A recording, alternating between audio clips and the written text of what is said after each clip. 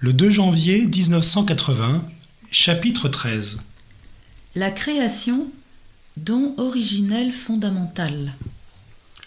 Reprenons l'analyse du texte de la Genèse 2,25 que nous avons commencé il y a quelques semaines. Selon ce passage, l'homme et la femme se voient eux-mêmes à travers le mystère de la création. Ils se voient eux-mêmes de cette manière avant de savoir qu'ils sont nus.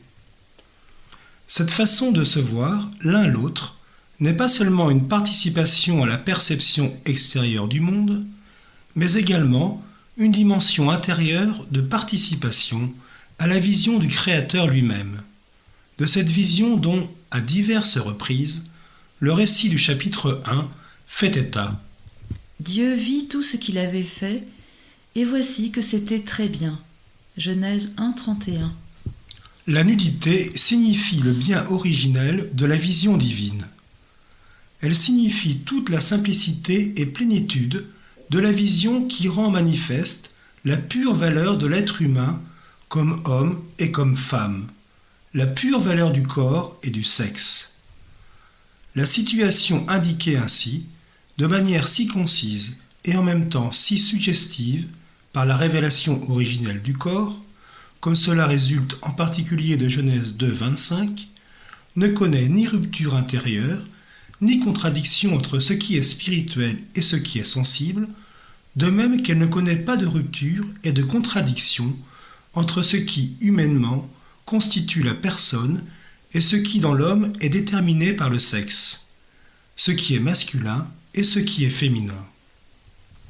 Se voyant l'un l'autre, quasi à travers le mystère même de la création, respectivement comme homme et comme femme, ils se voient eux-mêmes encore plus pleinement, plus distinctement que par le sens de la vue, c'est-à-dire que par les yeux du corps. Ils se voient en effet et se connaissent eux-mêmes avec toute la paix du regard intérieur qui crée précisément la paix dans l'intimité des personnes. Si la honte entraîne une réduction spécifique de la vue par les yeux du corps, cela provient surtout de ce que l'intimité personnelle est comme troublée et presque menacée par une semblable vision. Suivant Genèse 2,25, l'homme et la femme n'avaient aucune honte. Se voyant et se connaissant eux-mêmes dans toute la paix et tranquillité du regard intérieur, ils communiquent dans toute la plénitude de l'humanité qui se manifeste en eux, comme caractère complémentaire, précisément parce que masculin et féminin.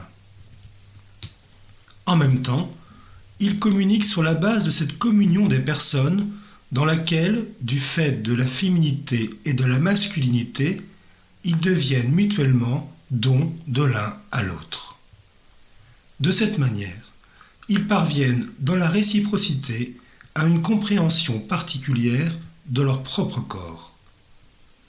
La signification originelle de la nudité correspond à cette simplicité et plénitude de vision dans laquelle la compréhension de la signification du corps naît, pour ainsi dire, du cœur même de leur communauté-communion. Nous l'appellerons conjugale. Dans Genèse 2,23-25, l'homme et la femme émergent, proprement à l'origine même, avec cette conscience de la signification de leur propre corps. Ceci mérite une analyse approfondie. Dans Genèse 2,23-25, l'homme et la femme émergent, proprement à l'origine même, avec cette conscience de la signification de leur propre corps. Ceci mérite une analyse approfondie.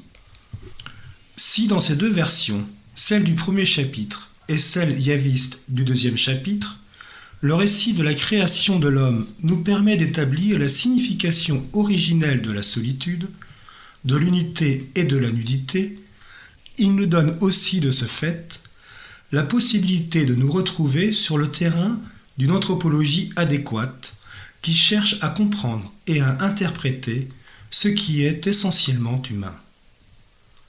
Les textes bibliques contiennent les éléments essentiels de cette anthropologie, éléments qui se manifestent dans le contexte théologique de l'image de Dieu.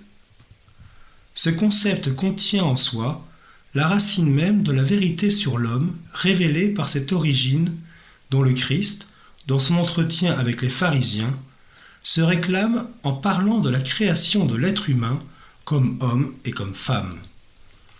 Il faut se rappeler que toutes les analyses que nous faisons ici se rattachent précisément, au moins indirectement, à ces paroles. L'être humain que Dieu a créé homme et femme porte dès l'origine l'image divine imprimée dans son corps. Homme et femme, cela constitue comme deux manières diverses pour l'humain d'être corps dans l'unité de cette image. Il convient maintenant de revenir à ces paroles fondamentales dont le Christ s'est servi, c'est-à-dire au mot créa, au sujet créateur, introduisant dans les considérations faites jusqu'à présent une nouvelle dimension, un nouveau critère de compréhension et d'interprétation que nous appellerons herméneutique du don. La dimension du don décide de la vérité essentielle et de la profondeur de signification de l'originelle solitude, unité, nudité. Elle se trouve également au cœur même du mystère de la création, qui nous permet de construire la théologie du corps dès l'origine, mais exige en même temps que nous la construisions proprement de cette manière. Le terme créa, sur les lèvres du Seigneur, contient la même vérité que celle que nous trouvons dans le livre de la Genèse. Le premier récit de la création répète plusieurs fois ce terme. De Genèse 1.1, au commencement, Dieu créa les cieux et la terre. À Genèse 1.27, Dieu créa l'homme à son image.